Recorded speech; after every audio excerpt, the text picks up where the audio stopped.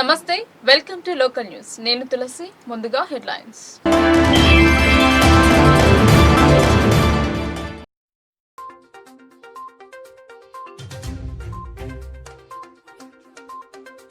తెలంగాణ ప్రదేశ్ కాంగ్రెస్ అధ్యక్షుడిగా బొమ్మ అధికార ఉత్తర్వుల కోసం వెయిటింగ్. పార్టీ కార్యాలయం వద్ద ఎదురు చూస్తున్న అభిమానులు.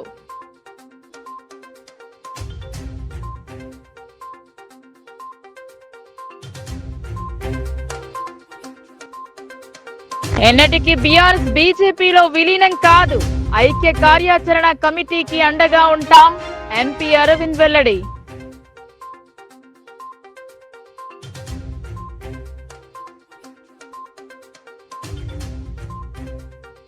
వ్యవసాయ శాఖ అధికారుల నిర్లక్ష్యం.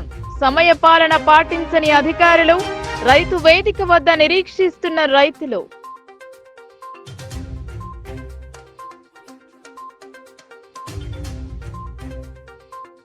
శోభ తప్పిన హరిత హోటల్. ప్రైవేట్ వ్యక్తులకు లీజు పేరిట వసూళ్ల దందా. రెస్టారెంట్ నడపడానికి ముందుకు రాని వైనం.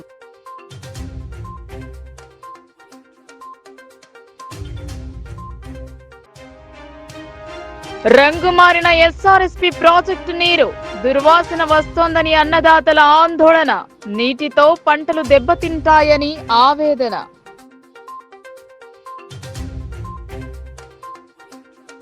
తెలంగాణ ప్రదేశ్ కాంగ్రెస్ అధ్యక్షుడు ఎవరు అనే విషయంలో ఒక క్లారిటీ వచ్చింది.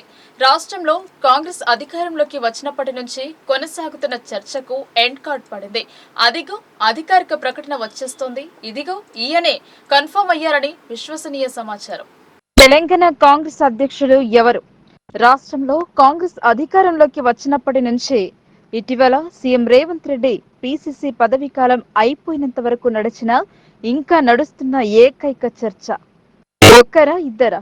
ఎంతో మంది పేర్లు తెరపైకి వచ్చాయి. అదిగో అధికారిక ప్రకటన వచ్చేస్తోంది. ఇదిగో ఈయనే కన్ఫర్మ్ అయ్యారని లెక్కలేనని వార్తలు. అంతకు మించి పుకార్లు షికార్లు చేశాయి. ఆశావాహులైతే ఈసారైనా అదృష్టం వరించకపోదా అని వేయి కళ్లతో ఎదురు చూస్తున్న పరిస్థితి. సరిగ్గా ఈ క్రమంలోనే టీపీసీసీ పగ్గాలు హైకమాండ్ ఎవరికి అప్పగించబోతుందనే విషయంపై ఫుల్ క్లారిటీ ఇచ్చేసింది. కాంగ్రెస్ కు కాబోయే అధ్యక్షుడు ఎవరనే దానిపై హింట్ ఇచ్చేసింది.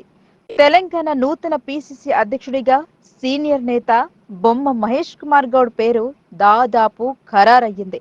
ఇక అధికారిక ప్రకటన మాత్రమే మిగిలి ఉందని ఢిల్లీ వర్గాలు చెబుతున్నాయి. అన్ని అనుకున్నట్లు జరిగితే శుక్రవారం రాత్రి లేదా శనివారం సాయంత్రం లోపు ప్రకటన ఉంటుందని విశ్వసనీయ వర్గాల సమాచారం. ఢిల్లీ పర్యటనలో బిజీగా ఉన్న సీఎం రేవంత్ రెడ్డి ఏఐసీసీ అగ్రనేతలతో సమావేశమయ్యారు. సుమారు గంటకు పైగా జరిగిన ఈ సమావేశంలో పీసీసీపై ఫుల్ క్లారిటీ వచ్చేసిందని తెలియవచ్చింది. ఈ సమావేశంలో మహేష్ పేరు ఖరారు కాగా ఢిల్లీ నుంచే అధికారిక ప్రకటన రానున్నట్లు సమాచారం. మరోవైపు ఇదే మీటింగ్ లో మంత్రివర్గ విస్తరణపై కూడా ప్రధానంగా చర్చ జరిగినట్లు తెలిసింది. బొమ్మ మహేష్ కుమార్ గౌడ సామాజిక వర్గానికి చెందిన నేత. 1966 ఫిబ్రవరి 24న నిజామాబాద్ జిల్లా భీమ్గల్ మండలం రహత్ నగర్ లో జన్మించారు. గిరిరాజ్ కళాశాలలో డిగ్రీ పూర్తి చేసిన ఆయన విద్యార్థి దశలో ఎన్ఎస్యుఐ రాష్ట్ర ప్రధాన కార్యదర్శిగా పనిచేశారు. 1986లో నిజామాబాద్ జిల్లా అధ్యక్షుడిగా, జాతీయ యువజన కాంగ్రెస్ కార్యదర్శిగా పనిచేశారు. 1994లో జరిగిన అసెంబ్లీ ఎన్నికల్లో డిచ్పల్లి నియోజకవర్గం నుంచి కాంగ్రెస్ అభ్యర్థిగా చిన్న వయసులోనే పోటీ చేసి ఓటమి పాలయ్యారు. ఆ తర్వాత 2013 నుంచి 2014 వరకు గిడ్డంగుల సంస్థ చైర్మన్ గా పనిచేశారు. ఆ తర్వాత 2014లో జరిగిన అసెంబ్లీ ఎన్నికల్లో నిజామాబాద్ అర్బన్ నియోజకవర్గం నుంచి పోటీ చేసి ఓడిపోయారు. అనంతరం పీసీసీ కార్యదర్శిగా ఎన్నికయ్యారు. 2018లో నిజామాబాద్ అర్బన్ టికెట్ ఆశించిన ఆ ఎన్నికల్లో ఆ స్థానాన్ని అధిష్టానం మైనారిటీలకు కేటాయించడంతో పోటీ నుంచి తప్పుకున్నారు. అయితే రాష్ట్ర ఎన్నికల కమిటీలో కాంగ్రెస్ మేనిఫెస్టో కమిటీ కన్వీనర్ పదవిని హైకమాండ్ కట్టబెట్టింది. 2021 జూన్ 26న పీసీసీ కార్యనిర్వాహక అధ్యక్షుడిగా, 2022 డిసెంబర్ 10న కాంగ్రెస్ రాజకీయ వ్యవహారాల కార్యనిర్వాహక కమిటీలో ప్రత్యేక ఆహ్వానితుడిగా, 2023 జూన్ 20న తెలంగాణ ప్రదేశ్ కాంగ్రెస్ కమిటీ ఎన్నికల కమిటీలో సభ్యుడిగా నియమితులయ్యారు. రైతు రుణమాఫీపై రైతు ఐక్య కార్యాచరణ సమితి తలపెట్టిన ఆందోళనకు తాను అండగా ఉంటానని ఎంపీ అరవింద్ స్పష్టం చేశారు. బీఆర్ఎస్ బీజేపీలో విలీనం అవుతోందని వస్తున్న వార్తలను కొట్టిపారేశారు. బీజేపీ జిల్లా కార్యాలయంలో శుక్రవారం ఏర్పాటు చేసిన విలేకరుల సమావేశంలో ఎంపీ అరవింద్ మాట్లాడారు. బీఆర్ఎస్ ను బీజేపీలో విలీనం చేస్తున్నారంటూ దుష్ప్రచారం చేస్తున్నారని, అడ్డగోళ్లు అవినీతి అక్రమాలకు పాల్పడిన కేసీఆర్, కవిత, కేటీఆర్లను బీజేపీ దగ్గరికి రానివ్వదన్నారు. అసెంబ్లీ ఎన్నికల్లో కాంగ్రెస్ పార్టీ అమలు కాని హామీలిచ్చి అధికారంలోకి వచ్చిందన్నారు. జిల్లాలో 2.5 లక్షల మంది రైతులు రుణాలు తీసుకుంటే కేవలం 83,000 మంది రైతులకు మాత్రమే రుణమాఫీ వచ్చిందన్నారు. 2 లక్షల పైనున్న వారికి కూడా బేషరతుగా రుణమాఫీ చేయాలన్నారు. అది సరైన పద్ధతి కాదు. ఎంత రుణం ఉన్నా సరే మాఫీ 2 లక్షలు బ్యాంకు ఖాతాలలో జమ చేయాలన్నారు. ఇంతకు ముందు డిసెంబర్ 9వ తారీఖున రైతులకు రుణమాఫీ చేస్తామని సీఎం రేవంత్ రెడ్డి మళ్లీ రుణాలు తీసుకోండి, నేను వచ్చాక రుణమాఫీ చేస్తానని చెప్పారని గుర్తు చేశారు. ఇప్పుడు మాట మార్చితే ఎలా అన్నారు. రేవంత్ రెడ్డి రొటేషన్ చక్రవర్తి అని విమర్శించారు. రైతులకు ప్రజలు ప్రభుత్వంపై అసంతృప్తి ద్వేషం పెరుగుతోంది. కేసీఆర్ మోసం చేశాడని తరిమేశారన్నారు. వైఎస్ సీఎంగా ఉన్నప్పుడు హామీ ఇచ్చిన రైతు రుణమాఫీ ఒక్కసారి చేశారని ఆయన గుర్తు చేశారు. కేసీఆర్ రాష్ట్రంలో చిప్ప చేతిలో పెట్టి వెళ్లాడన్నారు. రైతు రుణమాఫీ కోసం ఆర్మూర్లో రైతు ఐక్య కార్యాచరణ కమిటీ శనివారం చేపట్టనున్న ధర్నాకు బీజేపీ తరపున ఎంపీగా తాను పూర్తి మద్దతు, సంఘీభావం తెలుపుతున్నానని, అలాగే వారికి ఎలాంటి సహకారం కావాలన్నా మా తరపున ఉంటుందని పేర్కొన్నారు. ఈ కాంగ్రెస్ పార్టీ ఎలక్షన్ల ముందు ఏమేమి వాగ్దానాలు చేసింది అందరికి తెలిసిన విషయమే. అప్పుడు సాధ్యం కాని వాగ్దానాలని మేము పదే పదే చెప్పినాము. అది సాధ్యం కాదని కాంగ్రెస్ పార్టీకి కూడా తెలుసు. తెలిసినా కూడా ప్రజల్ని మభ్యపెట్టి ప్రభుత్వంలోకి రావడానికి అనేక ఇంప్లిమెంట్ చేయలేని వాగ్దానాలు చేసిండ్రు. ప్రజలని, ప్రత్యేకంగా రైతుల్ని, మహిళల్ని మోసం చేసిండ్రు. యువతను కూడా మోసం చేసిండ్రు. ఎన్ఆర్ఐలను కూడా మోసం చేసిండ్రు. ఇవాళ తీరా ఫస్ట్ ప్రామిస్ నెరవేర్చడానికి వచ్చినప్పుడు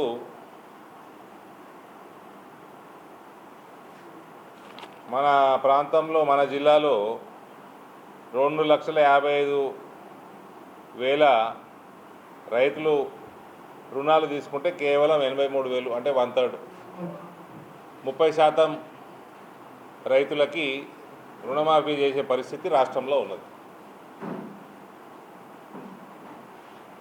ఈ 2 లక్షల పైన ఉన్న వాళ్ళు, ఇక అన్నిటికంటే పెద్ద జోక్ ఏంటంటే 2 లక్షల పైన ఉన్న వాళ్ళంటే వాళ్ళు కట్టేస్తే కాంగ్రెస్ వాళ్ళంటే 2 లక్షలు ఇస్తారట. వాళ్ళు కట్టరా మీకెందుకే? నువ్వు 2 లక్షలు నువ్వు రుణమాఫీ చేయాలి కదా, అంటే ఆ పైసలు తీసుకొని ఇటు ఇస్తాడా? రేవంత్ రొటేషన్ చక్రవర్తి అని నాకు తెలుసు. ఇప్పుడు ఆ టాలెంట్ అంతా ఇప్పుడు ఇంప్లిమెంట్ చేస్తున్నాడు. అటు తీసుడు ఇటు అందించుడు తెలుసు, రేవంత్కి అలవాటే కదా. ఇప్పుడు అది ఇక్కడ రైతుల దగ్గర ఇంప్లిమెంట్ చేస్తా అంటే ఎట్లా? మా గంగన్న అంటుండే నేను, రొటేషన్ రేవంత్ రెడ్డి RRR అట. సో ఈ రకంగా రైతుల్ని మభ్యపెట్టడము, మహిళల్ని మభ్యపెట్టడము, వీళ్ళు ఒకటే ఫస్ట్ వాగ్దానానికి అడ్డం పడితే వీళ్ళు చేసేది ఎప్పుడు? ప్రజలలో ద్వేషం పెరుగుతూ ఉన్నది ప్రభుత్వం మీద.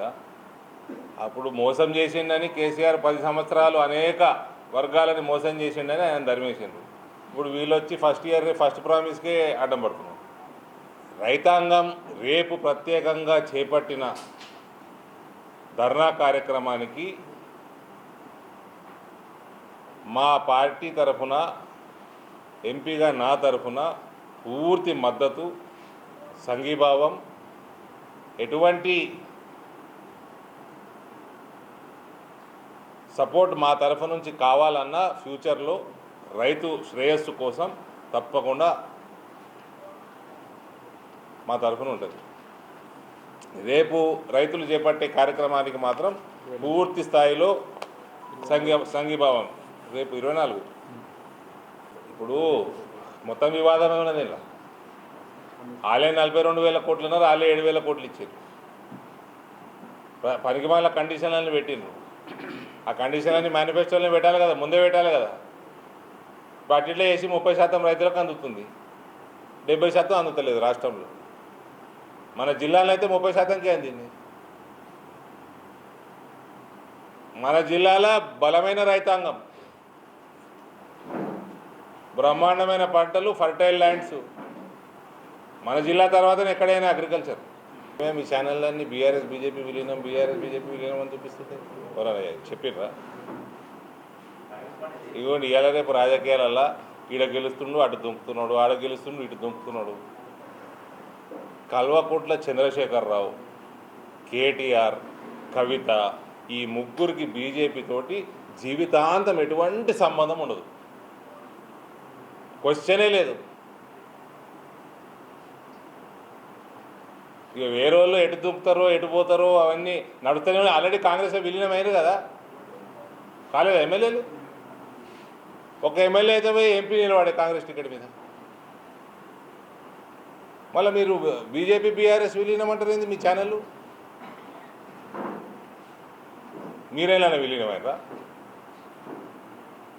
అక్కడ ఎమ్మెల్యేలు పోయినరు, కాంగ్రెస్లో జాయిన్ అయ్యారు. అంతకుముందు కాంగ్రెస్ వాడు పోయిండు, బీఆర్ఎస్లో జాయిన్ అయ్యాడు. మా దగ్గర బండి సంజయ్ చెప్పాయి మా దగ్గర కూడా జాయిన్ కావాలంటే రిజైన్ చేసి రావాలని. ఈయన ముగ్గురు ఈ ట్రిపుల్ కే అవుతున్నదో కేసీఆర్, కేటీఆర్. రైతు రుణమాఫీ కాని వారు సంబంధిత పత్రాలతో వ్యవసాయ విస్తీర్ణ అధికారిని కలిసి వివరాలను వెల్లడించాలని, వారు ఆన్లైన్ జరిపి రైతులకు న్యాయం చేస్తారని చెప్పారు. రుణమాఫీ కాని వారు కార్యాలయం వద్దకు వెళ్లి నిరీక్షిస్తున్న అధికారుల జాడ కనిపించడం లేదు. దీంతో రైతులు ఆక్రోశాన్ని వ్యక్తం చేస్తున్నారు. నిజామాబాద్ రూరల్ నియోజకవర్గంలోని ఇందల్వాయి రైతు వేదిక వద్ద రుణమాఫీ కాని రైతులు రైతు వేదిక వద్దకు వచ్చారు. కానీ సంబంధిత అధికారులు మాత్రం 11:30 అయినా అగ్రికల్చర్ కార్యాలయం తెరుచుకోలేదు. ఉదయం 9:30 నుండి రుణమాఫీ పత్రాల కొరకు పడిగాపులు కాస్తున్నారు రైతులు. సమయపాలన పాటించాల్సిన సిబ్బంది మాత్రం ఇదేమీ పట్టనట్టు వ్యవహరించడం కొసమెరుపు. ఇందల్వాయి మండల ఏవో శ్రీకాంత్, ఏఈఓ ప్రకాష్ గౌడ్ ఉదయం నుండి తమ పనులను వదులుకొని రైతు వేదికకు వ్యవసాయ కార్యాలయానికి తాళం వేసి ఉండడంతో చేసేది లేక సుమారు 2 గంటల పాటు రైతు వేదిక బయట లైన్లో నిలబడి నిరీక్షించారు రైతులు. అసలే రుణమాఫీ కాక ఇబ్బంది పడుతున్న రైతులకు సమయపాలన పాటించని వ్యవసాయ అధికారులతో రైతులకు తిప్పలు తప్పడం లేదు. రైతులకు రుణమాఫీ కాకపోవడంతో కార్యాలయాల చుట్టూ తిరుగుతున్నా పని కాక ఆవేదనకు గురవుతున్నారు రైతన్నలు. ఇట్టి విషయమై నిజామాబాద్ జిల్లా కలెక్టర్ మరియు వ్యవసాయ అధికారులు వీరిపై చర్యలు తీసుకుని రైతులకు సకాలంలో అందుబాటులో ఉండి సమస్యలు పరిష్కరించే దిశగా కృషి చేయాలని మండల రైతులు కోరుతున్నారు. గ్రామ పంచాయతీ మరి మన ప్రభుత్వము మరి కాంగ్రెస్ ప్రభుత్వము మరి వెంబడే రుణమాఫీ చేస్తామని రైతులకు భరోసా కల్పించింది. మరి ఇంతవరకు మరి ఫస్ట్ విడతల కూడా రైతులు ఆవేదన చెందుతారు, రెండో విడతల కూడా రైతులు ఆవేదన చెందుతారు రుణమాఫీ కాలే అని. మరి మూడో విడత కూడా ఎదురు చూసిరు రైతులు, కానీ రుణమాఫీ ఎవరికి కాలే. ఒక్కొక్క గ్రామానికి పడితే ఇప్పుడు మా త్రెంపపట్టు గ్రామ రైతులు సుమారు దగ్గర 200 మంది ఉంటే అందులో ఒక 50-60 మందికే రుణమాఫీ కలిగింది. మరియు 100-150-120 మంది రుణమాఫీ కాలే, బాగా ఆవేదన చెందుతారు.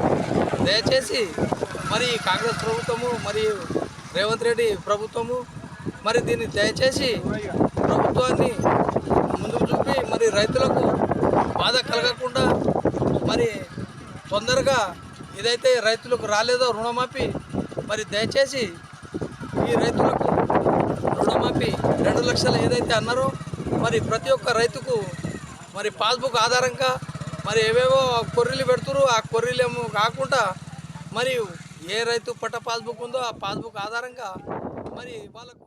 మల్లపురం శివారు మా భూమి మాది ఎకరం ఉంటుంది. క్రాప్ లోన్ తీసుకున్న, కాకపోతే పట్ట బుక్ మీద తలారి ఉంది, రేషన్ కార్డు మీద ఆధార్ కార్డు మీద తోట అని ఉంది. 50,000 తీసుకున్నా 20 వరకు మాఫీ రాలి. ఇంతకుముందు యాక్చువల్గా తీసుకున్న మాపైనే కట్టినాము. మొత్తం రెన్యువల్ చేయక మొత్తం 89,000 దాకా అయినా కట్టినాము. కడితే మళ్ళీ 49,000 తీసుకుంటే 40,000 మా ఆఫర్స్ వచ్చినాయి మాపై. మరి ఈసారి మాత్రం రాలేవు. మళ్ళీ ఇప్పుడు ఇంతవరకు అయితే కాకపోతే అప్పుడు ఉన్నది అదే పేరు, ఇప్పుడు అదే ఉంది పేరు, కాకపోతే మాఫీ కాలేదు. ఇక్కడికి ఎన్ని గంటలకు వచ్చేది? ఇప్పుడే వచ్చింది సార్, ఒక 10 నిమిషాలు అవుతుంది. మీ ప్రాబ్లం ఏముంది? ఎందుకు రాలే? రుణమాఫీ గురించి అదే చెప్పండి. డిస్టిక్ ఏం లేదు, ఎంత ఉంటుంది మీది? 45 కాలేదు. 45,000. 3 విడతలలో కాలేదు. జిల్లాకు వచ్చే పర్యాటకులకు ఆతిథ్యం ఇవ్వడానికి అందుబాటులోకి తెచ్చిన హరిత హోటల్ మాటున అధికారులు వసూళ్ల దందాకు తెరలేపారు. హరిత ఇందూర్ ఇన్ పేరిట వెలసిన ఈ హోటల్లో ప్రస్తుతం ప్రైవేట్ వారి పెత్తనం చలాయిస్తున్నారు. నిజామాబాద్ కేంద్రంగా ఈ హోటల్లో బస చేసి చుట్టుపక్కల పర్యాటక ప్రాంతాలను తిలకించి సేద తీరేందుకు అందుబాటులోకి తెచ్చిన హోటల్ కాస్త నామరూపాలు కోల్పోయి ప్రైవేట్ వ్యక్తులకు వరంగా మారింది. హైదరాబాద్ లోని హెడ్ ఆఫీస్ పేరిట సాగుతున్న భాగోతంలో హరిత హోటల్ శోభ అంతరించకపోతోంది. హరిత హోటల్ పై లోకల్ న్యూస్ ఫోకస్. నిజామాబాద్ నడిపొడిన బస్టాండ్ రైల్వే స్టేషన్ లో మధ్య వెలసిన హరిత ఇందూర్ పూర్వ వైభవాన్ని కోల్పోయి వెక్కిరిస్తోంది. పర్యాటకులే కాకుండా ఇతరులకు సైతం గదులను కేటాయించే అవకాశం ఉండింది. అలాగే ఇందులో రెస్టారెంట్, బార్, మినీ సమావేశ మందిరం, పార్కింగ్ సౌకర్యం, ఏసీ, నాన్ ఏసీ గదులు సుమారుగా 46 వరకు ఉన్నాయి. ఈ పర్యాటక హోటల్లో దిగిన వారికి ఆహ్లాదాన్ని పంచేందుకు పచ్చని చెట్లు, ఈత కొలను, ఇతరత్ర సౌకర్యాలు కల్పించారు.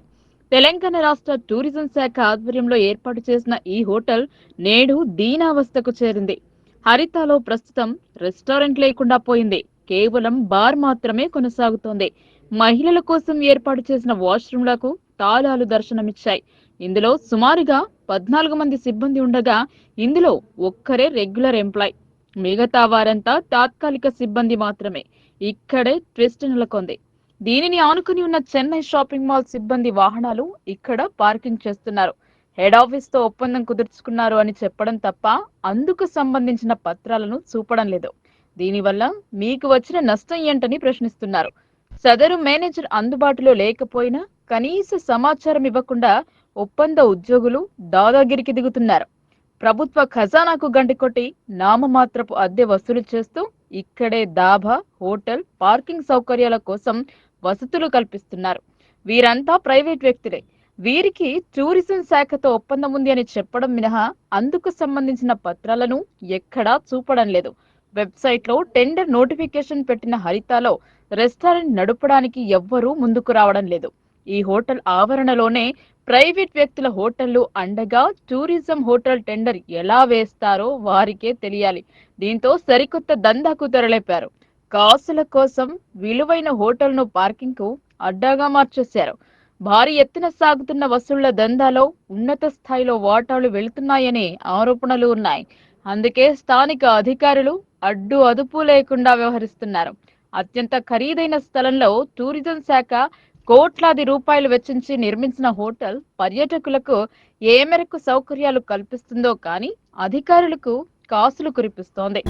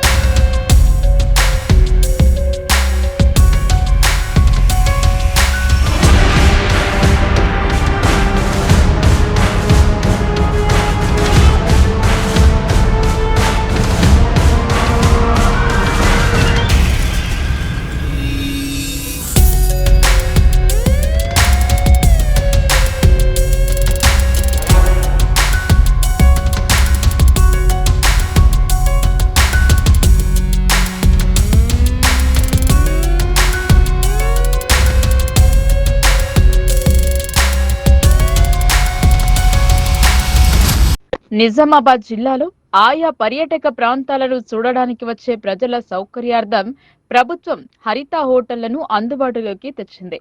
పర్యాటక రంగంను మరింత ప్రోత్సహించే ఉద్దేశంతో కేంద్ర ప్రభుత్వం సైతం నిధులు ఇస్తోంది. ఇందులో భాగంగా జిల్లా కేంద్రంలో అత్యంత ఖరీదైన స్థలంలో అధునాతన హోటల్ను నిర్మించింది. హైదరాబాద్ నుంచి బాసరకు వెళ్లే భక్తులకు ఈ హోటల్ ఉపయోగంలోకి వచ్చింది.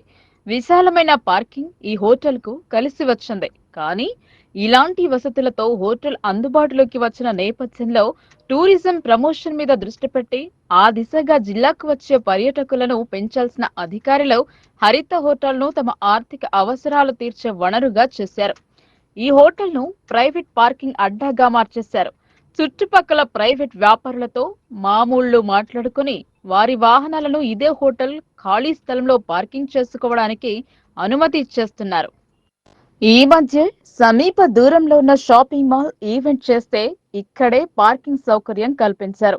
ఈడ అడపాదడపాగా వచ్చే కాసులు జేబు నింపడం లేదనే ఆలోచనతో పక్కనే ఉన్న చెన్నై షాపింగ్ మాల్ యజమానికి తాత్కాలిక ప్రాతిపదికన హోటల్ కు చెందిన పార్కింగ్ స్థలంను కేటాయించడానికి డీల్ జరిగింది. ఎలాగో చెన్నై షాపింగ్ మాల్ యజమానులు పార్కింగ్ ఇబ్బందులు ఎదుర్కొంటున్నారు. తమ మాల్లో పార్కింగ్ జాగా కస్టమర్లకే సరిపోతుంది. కానీ సిబ్బంది టూ వీలర్లు పెట్టడానికి స్థలం లేకుండా పోయింది. అందుకే టూరిజం అధికారి ఇచ్చిన పార్కింగ్ ఆఫర్ను వారు కాదనలేకపోయారు. డీల్ సెట్ కావడమే ఆలస్యం. సిబ్బంది రోజు సుమారు 200 వాహనాలను హరిత హోటల్లో దర్జాగా పార్కింగ్ చేసుకుంటున్నారు. దీనితో హోటల్ విడిది చేయడానికి వచ్చేవారు తమ వాహనాలను పార్కింగ్ చేయడానికి వ్యయ ప్రయాసాలు పడుతున్నారు. పార్కింగ్ కోసం చెన్నై షాపింగ్ యాజమాన్యం సుమారు 40,000 రూపాయలు టూరిజం అధికారులకు చెల్లిస్తున్నారు. అదీ కాక ఈ డీల్ సెట్ చేసిన అధికారి కూడా స్పెషల్ ప్యాకేజ్ ఉంది. నిజానికి హరిత హోటల్ స్థలంలో ప్రైవేట్ సంస్థకు పార్కింగ్ కు ఇవ్వడం వెనుక పెద్ద తతంగమే జరిగింది. మాజీ ఎమ్మెల్యేకు చెందిన ఈ మాల్ కు హరిత హోటల్ పార్కింగ్ స్థలం కేటాయించడంలో అధికారులే చక్రం తిప్పారట. అయితే తాము అధికారికంగానే పార్కింగ్ ప్లేస్ కేటాయించామని టూరిజం అధికారి చెప్పడం కొసమెరుపు. మరోపక్క హోటల్లో ఉండాల్సిన వాటిని సైతం ప్రైవేట్ వ్యక్తులకు అప్పగించడం చూస్తుంటే పతనం దిశగా హరిత అడుగులు వేస్తున్నారని తెలుస్తోంది. కానీ ఏ విధంగా కేటాయించారనేది స్పష్టత ఇవ్వడం లేదు.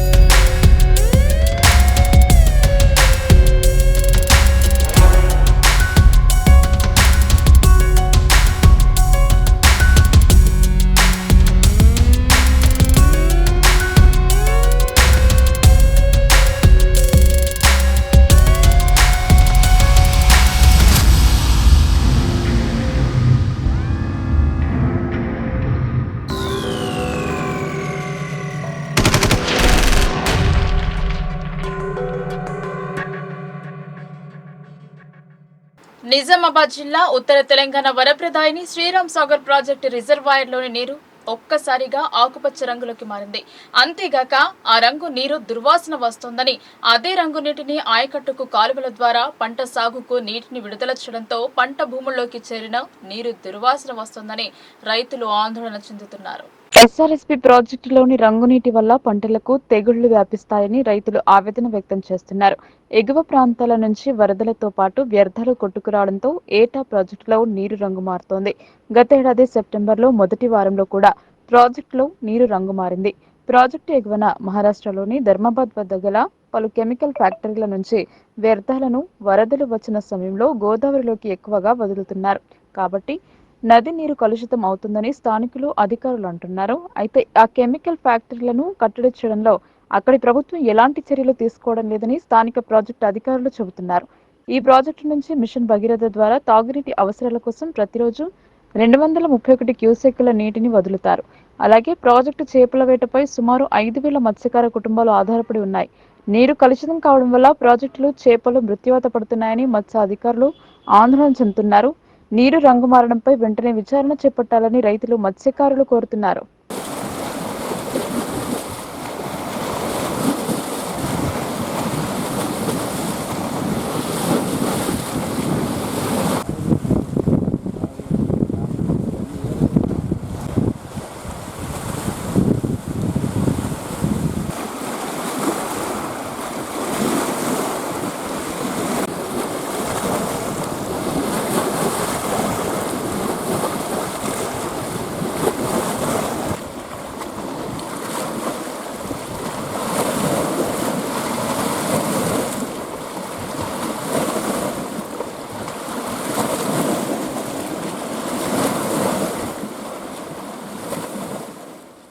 రష్యా ఖండంలోని ఎల్బ్రస్ పర్వతాన్ని నవీపేట్ మండల యువకుడు అధిరోహించారు. యువకుడిని నవీపేట్ మండలం నాళేశ్వర్ గ్రామస్తులు, ప్రభుత్వ పాఠశాల ఉపాధ్యాయులు మరియు సొసైటీ చైర్మన్ మగ్గరి హనుమాన్లు సన్మానించారు.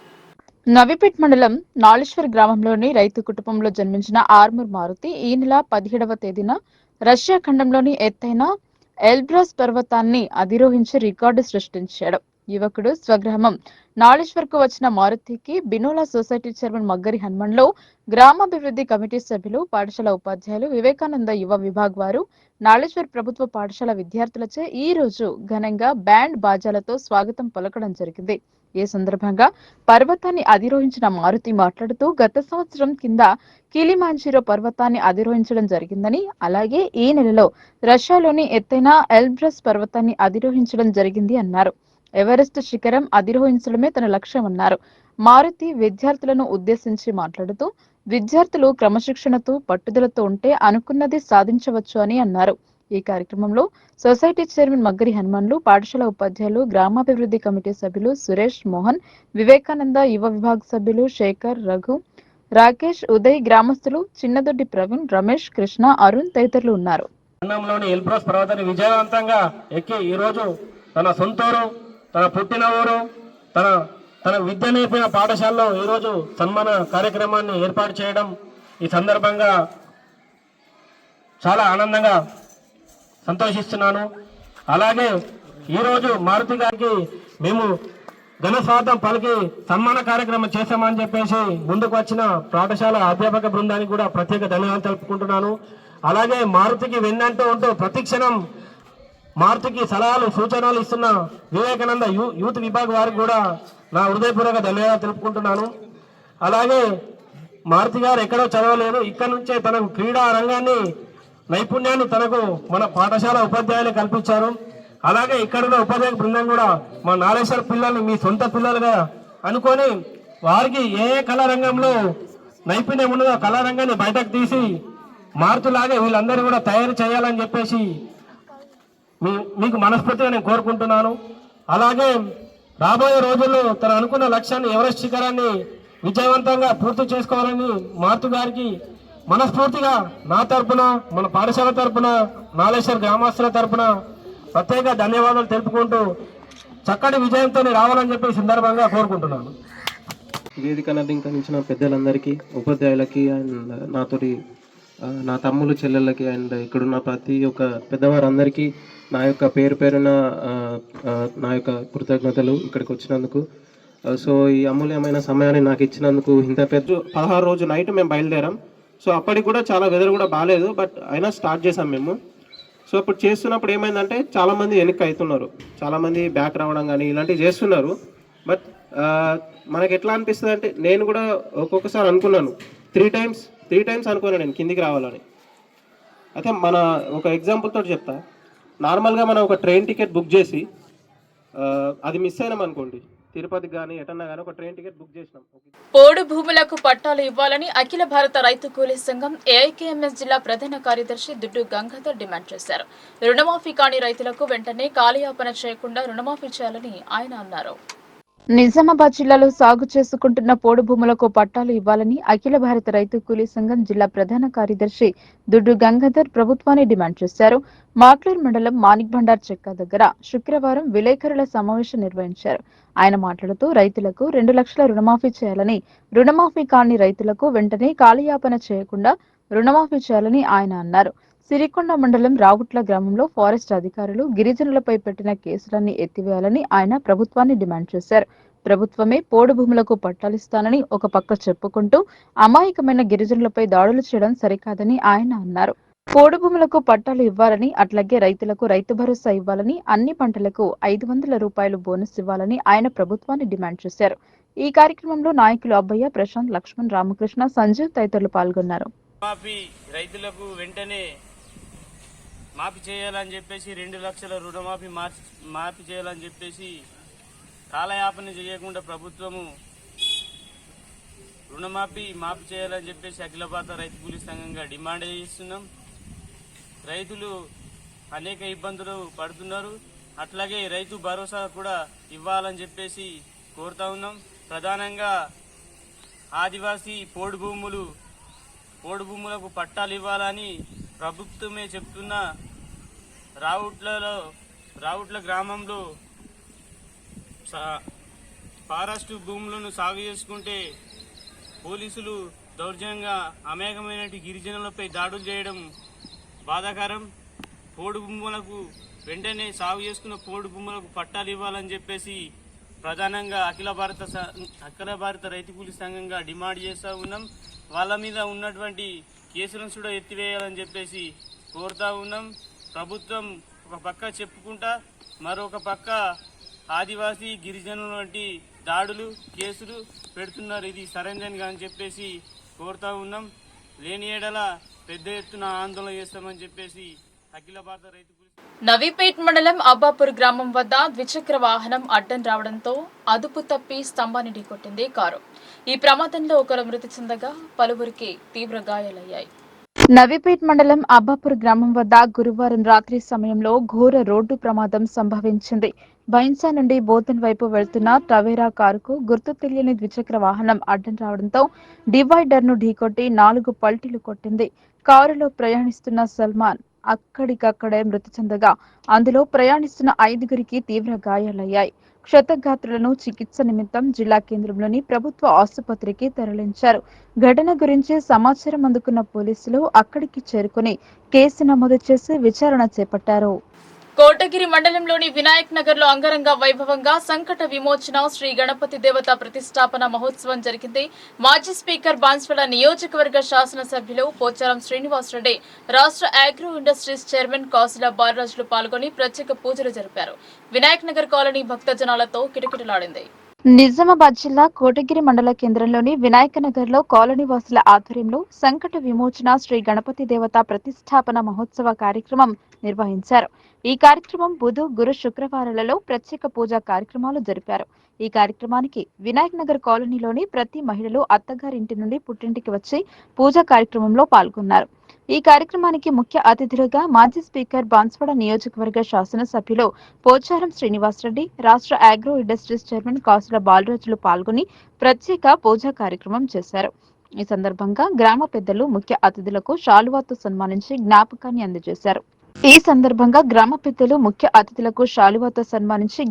అందజేశారు. ఈ కార్యక్రమంలో రాజకీయ నాయకులు, భక్తజనాలు అందరూ పాల్గొనడంతో కోటగిరి మండల కేంద్రంలో పండుగ వాతావరణం కనిపించింది.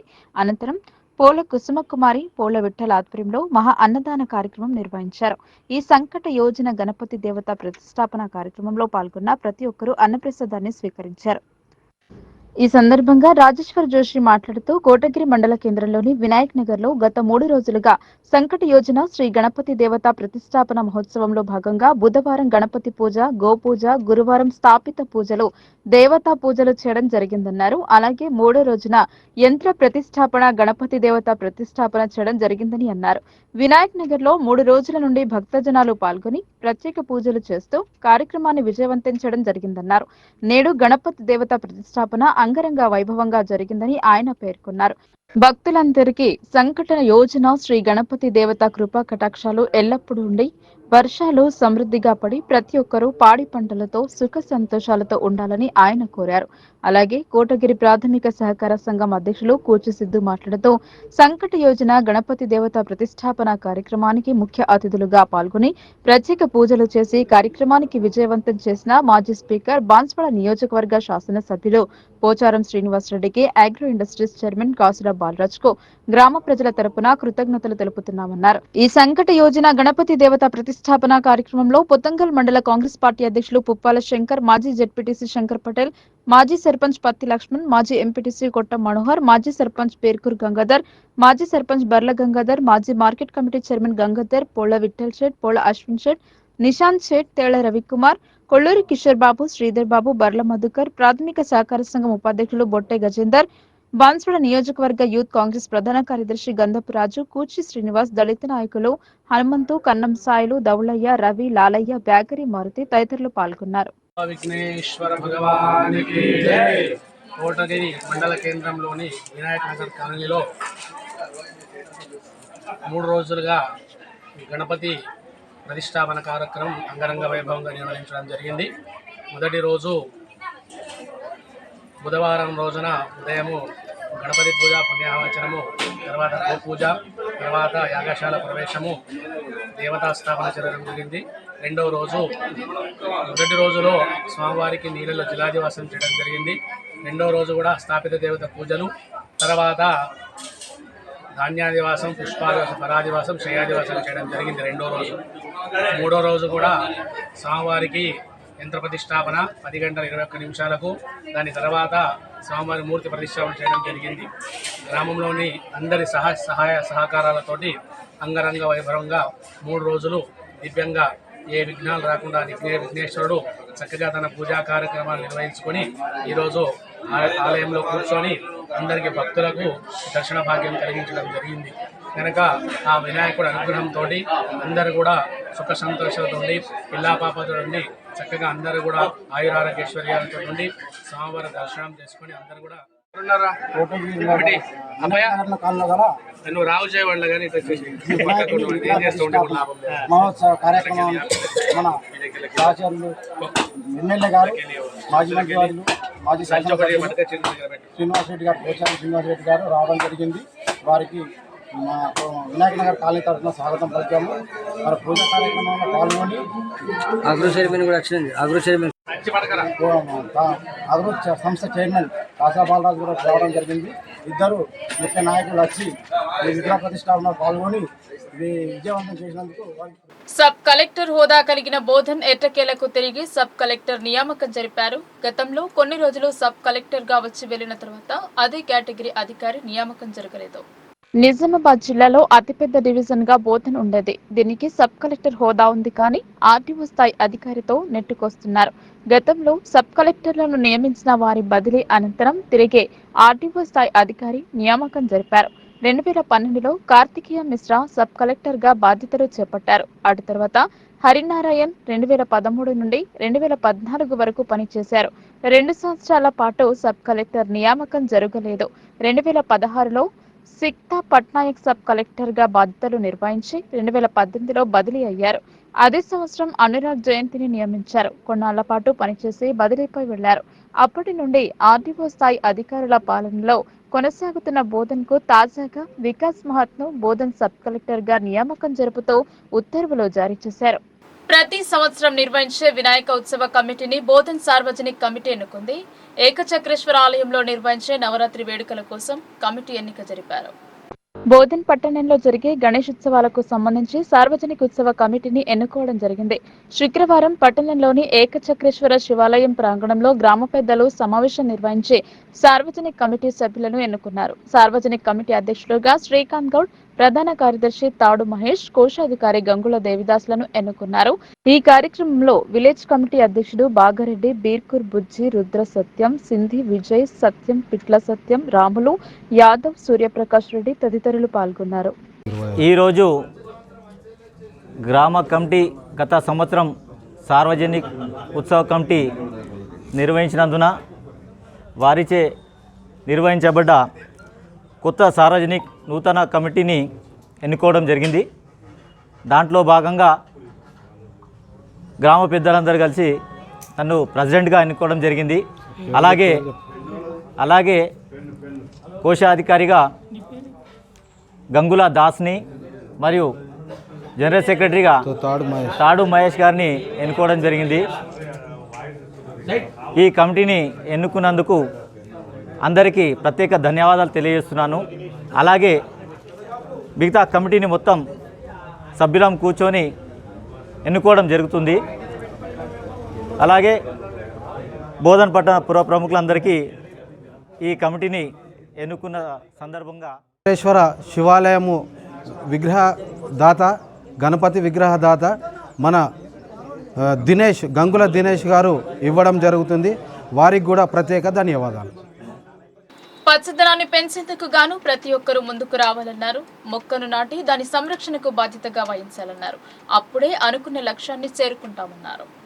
నిజామాబాద్ జిల్లా కోటగిరి మండలంలోని దేవునిగుట్ట గ్రామ పంచాయతీ కార్యాలయ పరిధిలో గల దేవునిగుట్ట నుండి జిల్లపల్లి అబాదికి వెళ్లే దారిలో ఇరుపక్కల వన మహోత్సవంలో భాగంగా పంచాయతీరాజ్ మరియు గ్రామీణ శాఖ ఆధ్వర్యంలో అమ్మ పేరు మీద మొక్కలు నాటే కార్యక్రమం నిర్వహించారు. ఈ కార్యక్రమానికి దేవునిగుట్ట గ్రామస్తులందరూ పాల్గొని ప్రతి ఒక్కరూ అమ్మ పేరు జ్ఞాపకార్థంగా మొక్కలు నాటడం జరిగింది. ఈ సందర్భంగా గ్రామ పెద్దలు మేఘవత్ పుండ్లేక్, దేవునిగుట్ట గ్రామ కార్యదర్శి ప్రియాంకలు మాట్లాడుతూ దేవునిగుట్ట తండా గ్రామ పంచాయతీ పరిధిలో గల దేవునిగుట్ట తండా నుండి జల్లపల్లి ఆబాదికి వెళ్లే దారిలో తిరుపక్కల సుమారు 500 మొక్కలు నాటడం జరిగిందని వారు పేర్కొన్నారు. ఈ మొక్కలను ప్రతి ఒక్కరూ అమ్మ పేరు మీద మొక్కలను నాటడం జరిగిందన్నారు. ఈ నాటిన మొక్కలను ప్రతిరోజు నీరు పోసి అమ్మ పేరు జ్ఞాపకార్థంగా మొక్కలను రక్షించుకుంటామని వారు కొనియాడారు. ఈ మొక్కలు నాటే కార్యక్రమంలో టెక్నికల్ అసిస్టెంట్ జగదీష్, కార్యదర్శి ప్రియాంక, ఫీల్డ్ అసిస్టెంట్ వడిత్యనారాయణ, గ్రామ పంచాయతీ కారోబారి మేఘావత్ చాందిబాయ్, దేవునిగుట్ట తండా కారోబారి నాయకులు మేఘావత్ హేమ్లా నాయక్, గూగుల్ దేవుల నాయక్, వడిత్య తారాసింగ్, మేఘావత్ తారాసింగ్, ఫుల్సింగ్, కిషన్ గురునాథ్, సుభాష్, దేవుల నాయక్, బిక్యా నాయక్, మాళీబాయ్, హీరాబాయ్, మోతీబాయ్ తదితరులు పాల్గొన్నారు. రోజున దేవునిగుట్ట తాండా గ్రామ పంచాయతీ నందు అమ్మ పేరు మీద ప్రతి ఒక్కరూ ఒక చెట్టును నాటడం జరిగింది. దేవునిగుట్ట తాండా నుంచి జల్లపల్లి ఆబాది రోడ్డుకు ఉపాధి హామీ పథకంలో భాగంగా ఈరోజు కూలీలందరూ 500 చెట్లను పెట్టడం జరిగింది. దీనిలో గ్రామ పెద్దలు, గ్రామ ప్రజలు అందరూ పాల్గొనడం జరిగింది. ఉపాధి హామీ పథకం కింద దేవునిగుట్ట తండలో అమ్మ పేరు మీద ఒక చెట్టు, అంటే ఇలా గురువారం అని అమ్మ పేరు మీద ప్రోగ్రాం పెట్టుకొని ఒక చెట్టు నాటడం జరిగింది. దాదాపు ఈరోజు 500 మొక్కల చెట్లు నాటినాము. Jallapalli road to Abadi road to Devunigutta తండ. విద్యార్థులు ఉన్నత లక్ష్యం వైపు చూపు ఉండాలి కానీ మాదక ద్రవ్యాలపై కాదన్నారు డీఎస్పీ సోమనాథం. గంజాయి, కొకైన్, ఇతరత్ర మత్తు పదార్థాలను వాడటం వల్ల మనిషి ఊహాలోకంలో తిరుగుతూ భవిష్యత్తును అంధకారం చేసుకుంటారని విద్యార్థులకు సూచించారు. మత్తు పదార్థాల వైపు విద్యార్థి లోకం మరలకుండా ఉండేందుకు గాను పోలీస్ శాఖ తీవ్రంగా శ్రమిస్తోంది. మత్తును తుదముట్టించేందుకు గాను పోలీసులు తీవ్రంగా శ్రమిస్తున్నారు. అందులో భాగంగా నిజామాబాద్ పాలిటెక్నిక్ కళాశాలలో విద్యార్థులకు మాదక ద్రవ్యాల వినియోగం, వాటి వల్ల కలిగే అనర్థాలపై అవగాహన కల్పించారు. హైదరాబాద్ డీఎస్పీ సోమనాథం ఈ కార్యక్రమానికి ముఖ్య అతిథిగా విచ్చేశారు. మాదక ద్రవ్యాల వినియోగం వల్ల నాడీ వ్యవస్థ దెబ్బతింటోందని చెప్పారు. ఆ మత్తులు మనం ఏం చేస్తున్నామో తెలియక జీవితాన్ని నాశనం చేసుకుంటామని పేర్కొన్నారు. విద్యార్థులు అప్రమత్తంగా ఉండాలని, ఇలాంటి వైపు వెళ్లకుండా ఉన్నత ఆశయం వైపు దృష్టి పెట్టి చదివిన కళాశాలకు, తల్లిదండ్రులకు మంచి పేరు తెచ్చి ఉన్నత స్థానంలో నిలవాలన్నారు. ఈ కార్యక్రమంలో CI Narahari, SI Narsaiah, polytechnic principal పాల్గొన్నారు.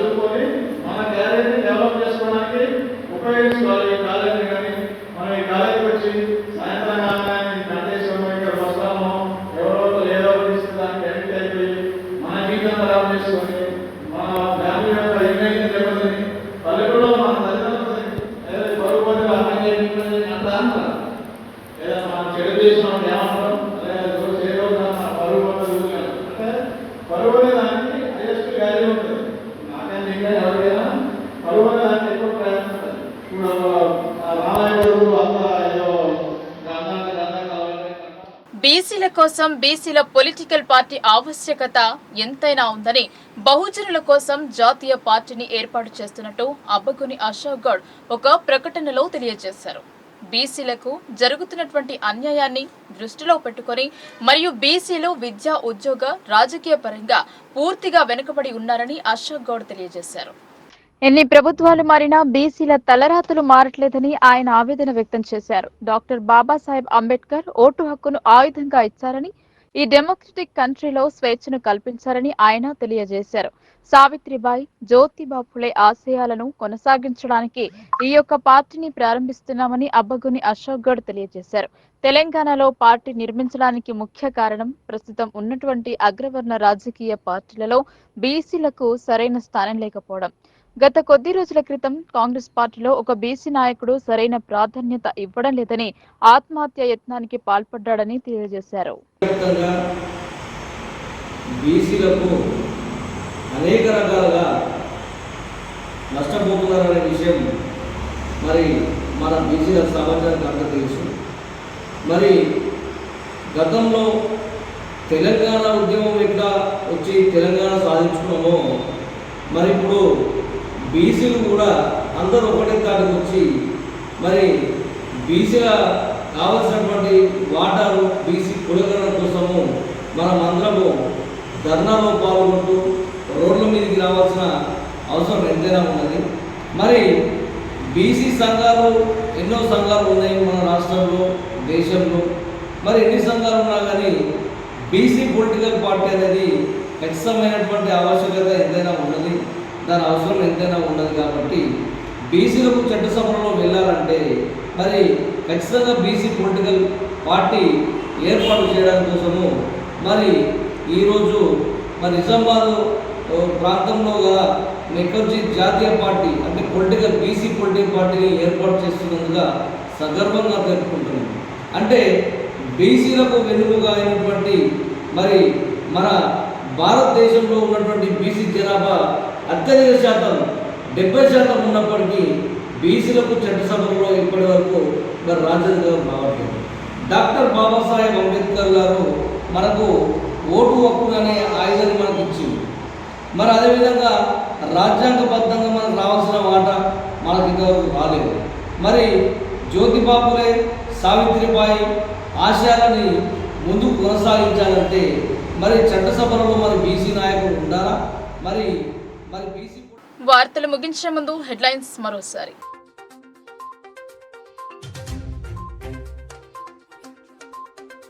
తెలంగాణ ప్రదేశ్ కాంగ్రెస్ అధ్యక్షుడిగా బొమ్మ, అధికార ఉత్తర్వుల కోసం వెయిటింగ్, పార్టీ కార్యాలయం వద్ద ఎదురు చూస్తున్న అభిమానులు.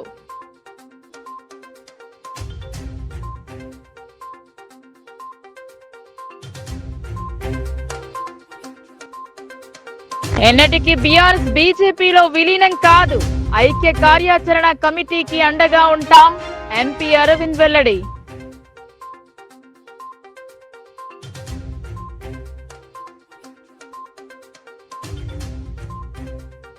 వ్యవసాయ శాఖ అధికారుల నిర్లక్ష్యం, సమయ పాలన పాటించని అధికారులు, రైతు వేదిక వద్ద నిరీక్షిస్తున్న రైతులు.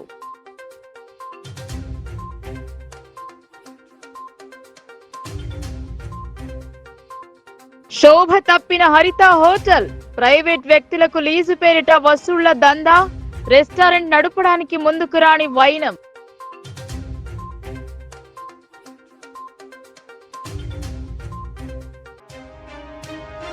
రంగు మారిన ఎస్ఆర్ఎస్పీ ప్రాజెక్టు నీరు, దుర్వాసన వస్తోందని అన్నదాతల ఆందోళన, నీటితో పంటలు దెబ్బతింటాయని ఆవేదన.